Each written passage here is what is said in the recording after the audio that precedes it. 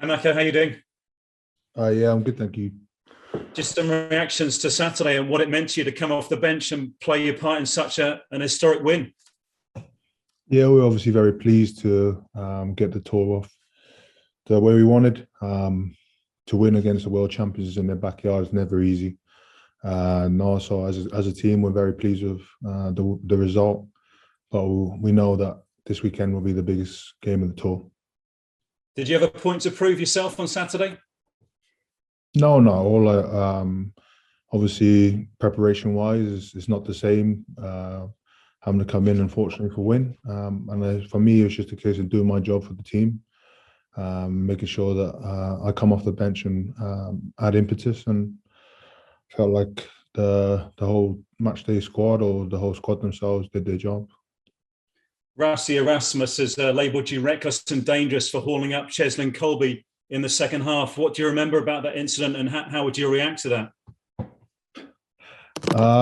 What do I remember? I just remember trying to get the ball in, but I saw that he'd gone down, and I guess it's one of those things in the heat of the moment. You just react how you would normally, but he seemed to be all right. He played on the game, so it wasn't that reckless, was it? And what do you make too the way the bomb squad failed to go off for them? You know, replacing the front row at half time. What did you make of the bomb squad fizzling out? No, it wasn't anything to do with them. I think we just had to concentrate on what we can do. We know the strength they have on the bench, and we understood that when we came on, we had to make sure that we did our job for the team, and luckily we did, and we were happy with the way it ended. Thanks so much. Mako, can I just take you back to the back end of last week? When did you find out that you were definitely involved in the Test 23? I found out definitely on the Thursday, I think, which was it Thursday? No, the Friday actually. Sorry. So we trained on the Thursday, and obviously I knew that Win was carrying a bit of a knock, but it was confirmed on the Friday morning. So I kind of always knew that I had to be ready to, if I was needed, come in and do my job. And luckily, the boys helped me get up to speed quickly. I guess when you're on your third tour, nothing like that really phases you anymore, does it? No, I think it's just as players that we weren't involved, we spoke about that. We had to make sure we gave the boys who were playing best preparation, but also understand that we had to be ready that if anything happened, that we come in and do our job for the team. So no, anyone that was called on late would have been prepared to do the same thing, I feel.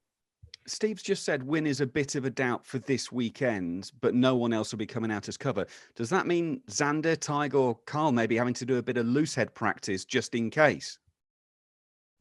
I'm not too sure who would be covering loose head, to be honest, but I guess that's the question for the coaches to think about. And as I said, like if we need to, one of them will probably have a little go this afternoon. I can't say that any of them would be excited going across, to be honest.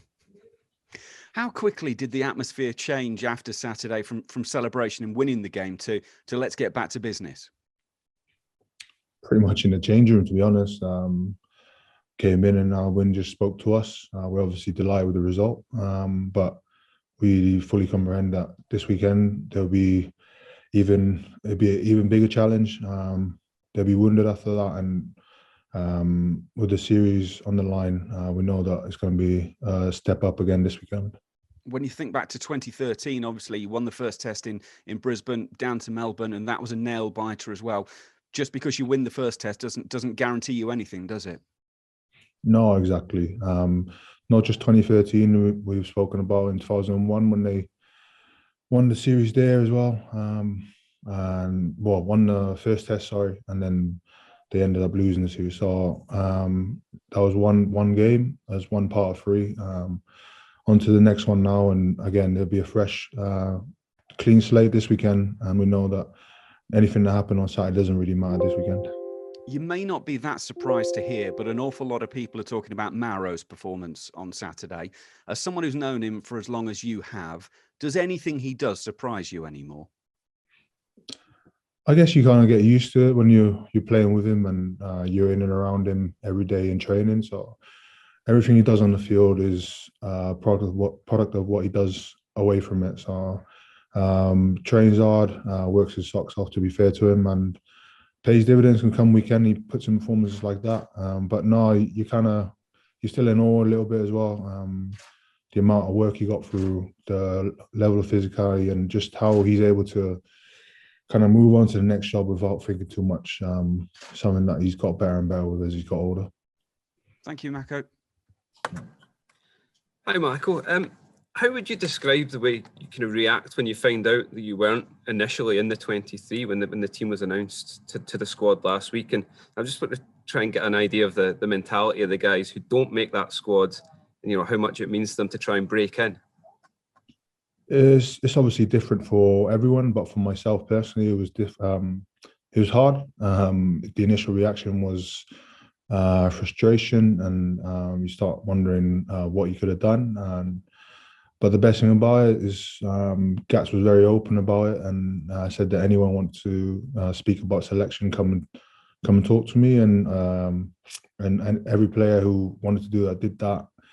But as soon as you get past that, you congratulate your teammate who's got the opportunity to go out there and represent you. So you got it for yourself, but you also know that you still have a massive role to play in terms of trying to help the team prepare as well as they can.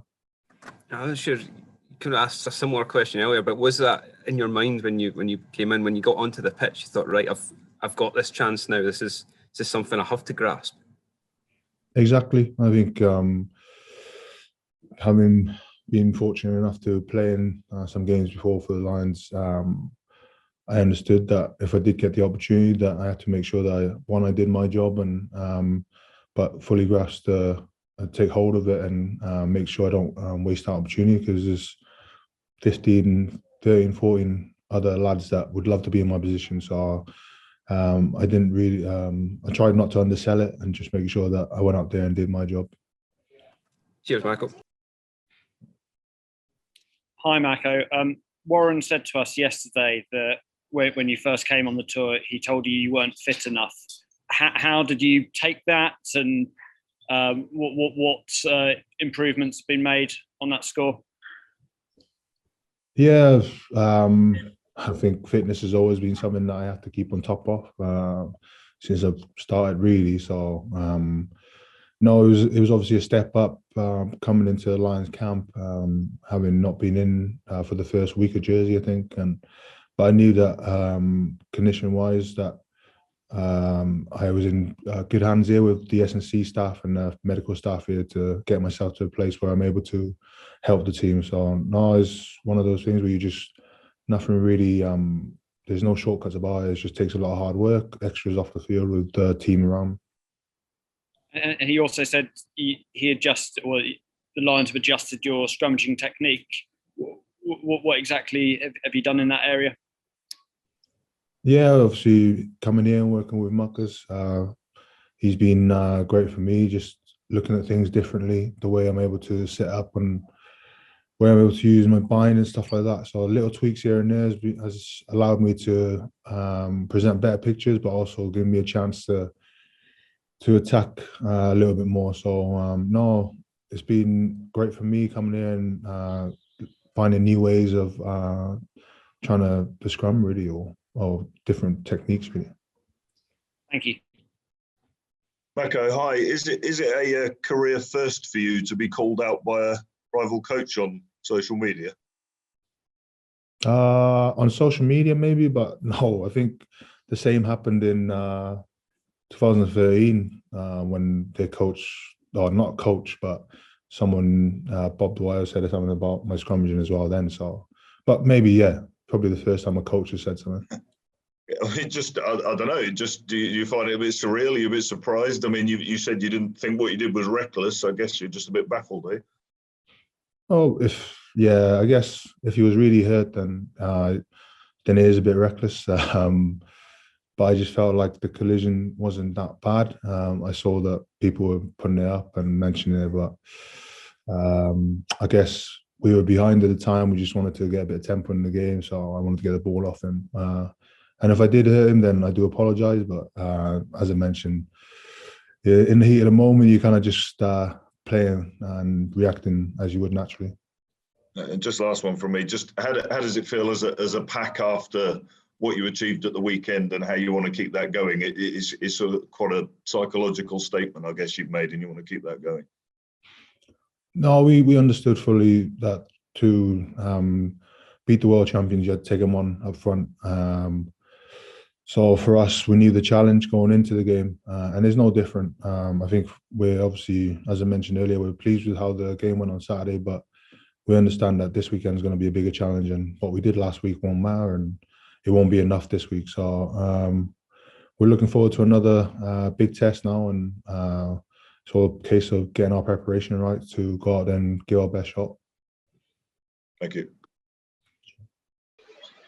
Hey, Mako, just wanted to ask you, can you talk us through the scrum penalty that you guys won? I think it was the 67th minute. It was such a big moment for the team, or at least that's how it seemed. Did it presumably seem that way to you too?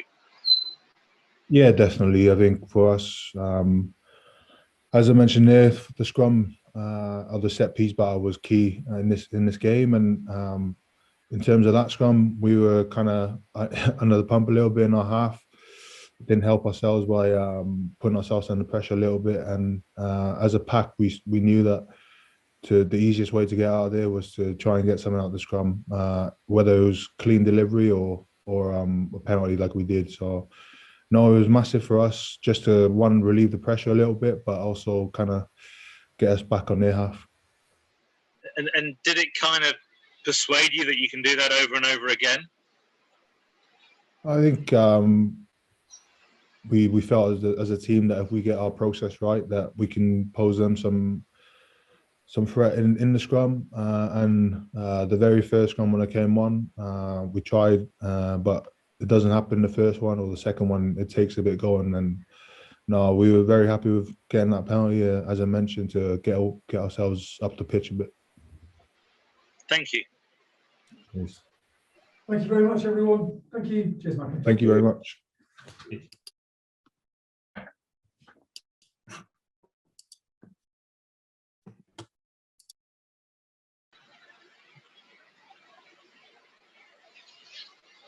The recording has stopped.